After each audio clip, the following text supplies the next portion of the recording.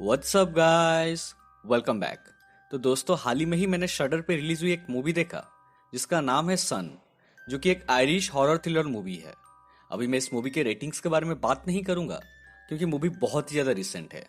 सन को डायरेक्ट किए हैं इवान कैवेना ने। वीडियो स्टार्ट करने से पहले अगर आप अभी तक मेरे चैनल को सब्सक्राइब नहीं किए हैं तो अभी कर लीजिए और बेल आइकन को भी प्रेस कर दीजिए नोटिफिकेशंस के लिए। Now without wasting any further time, let's start the video.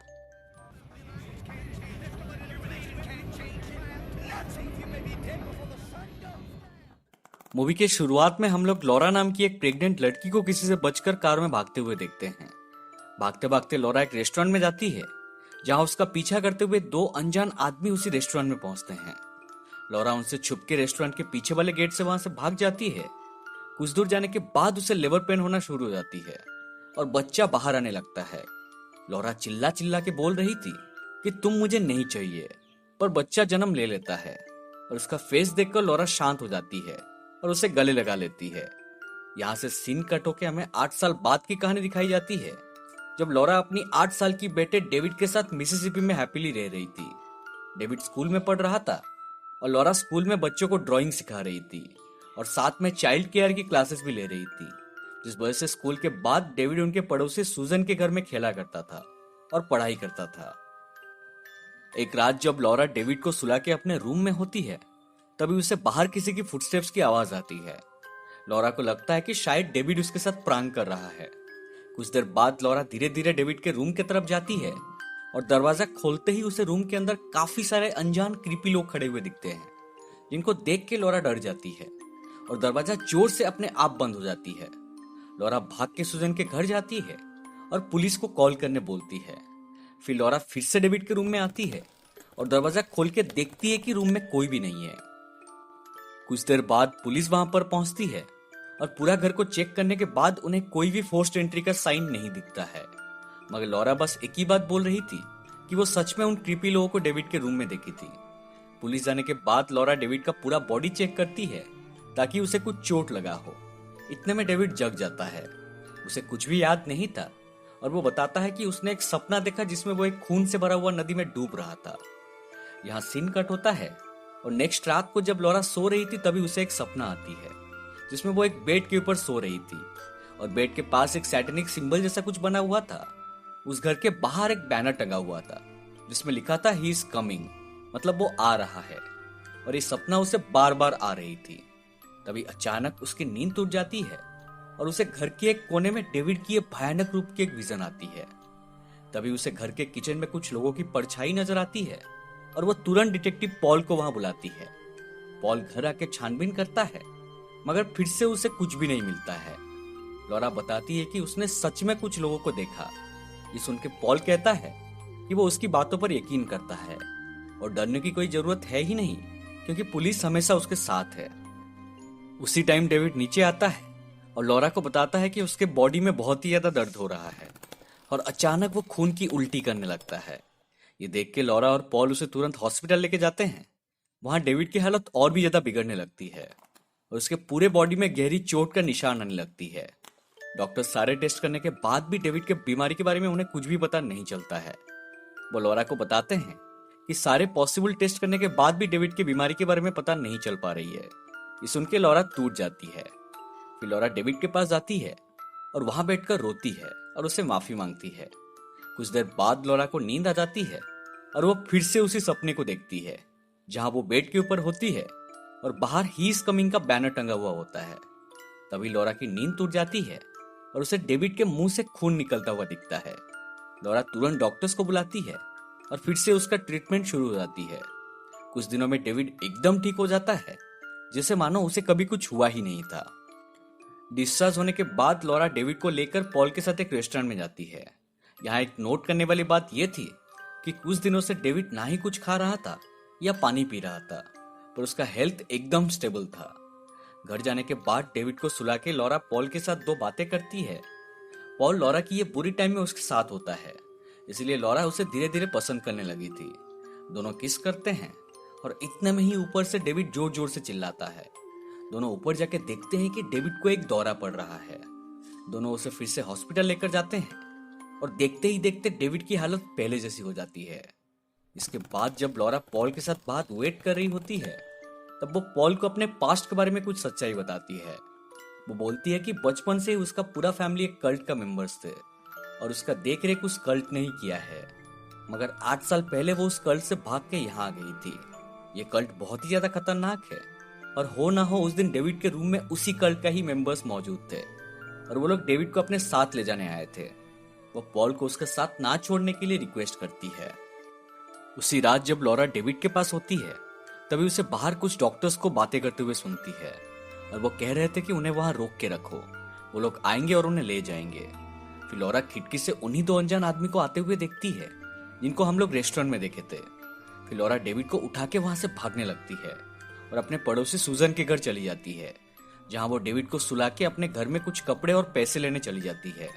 इतने में डेविड को होश आ जाता है और वो सूजन को बोलता है कम क्लोजर। इस तरफ लॉरा सामान पैक करते वक्त उसे पॉल की कॉल आती है।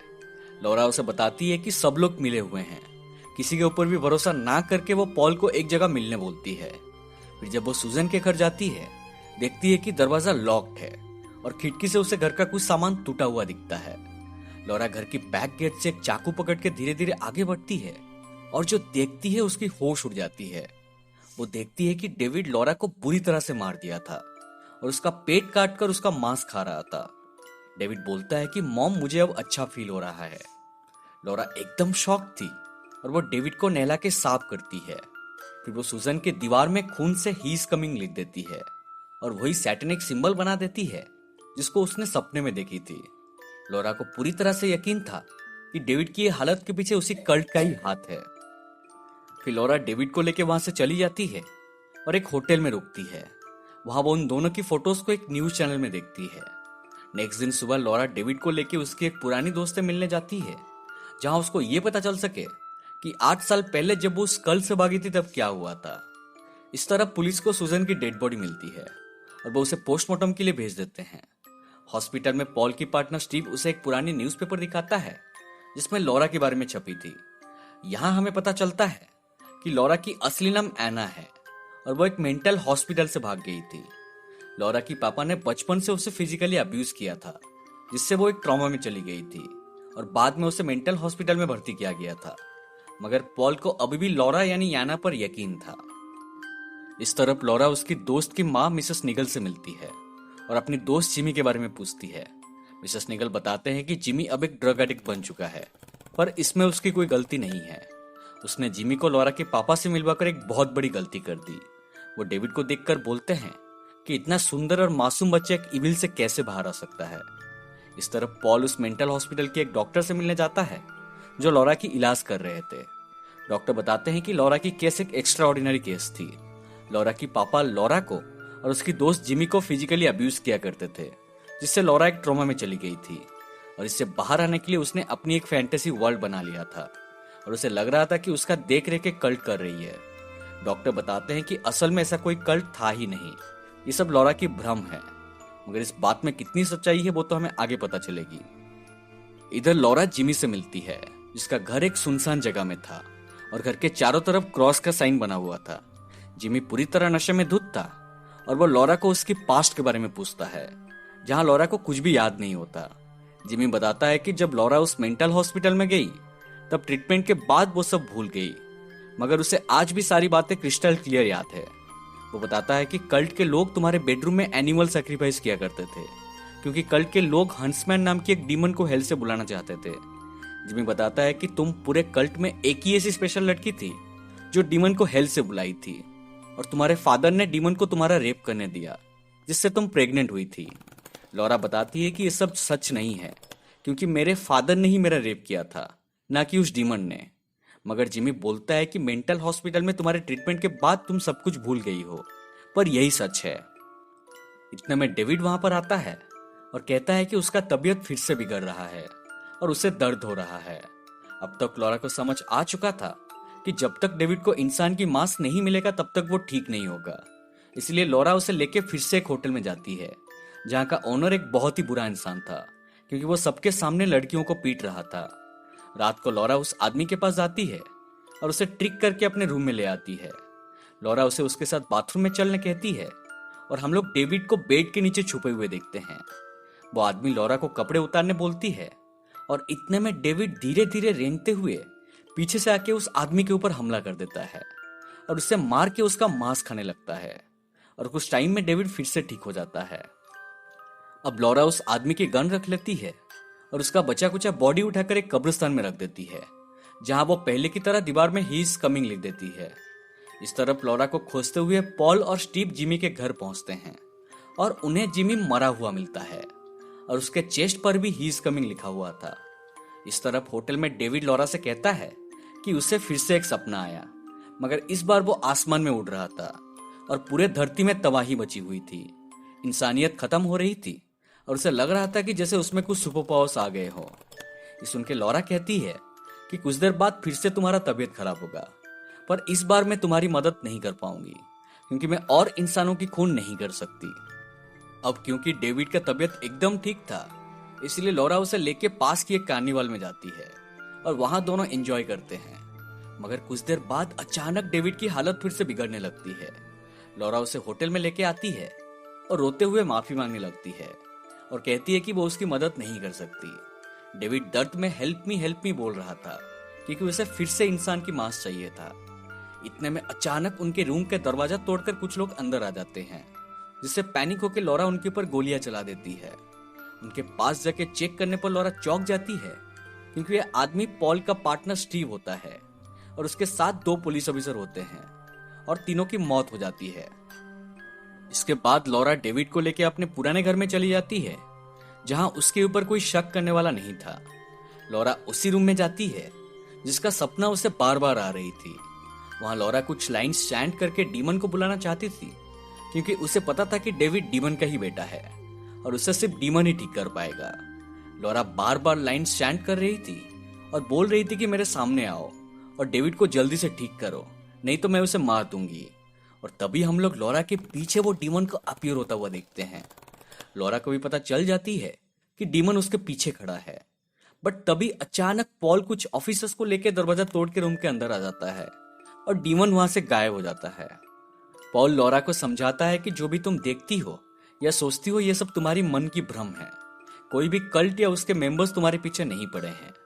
पर लॉरा पॉल की बातें नहीं सुनती और डीमन से कहती है कि मेरे सामने आओ और मेरे बेटे को ठीक करो, नहीं तो मैं उसे मार दूंगी।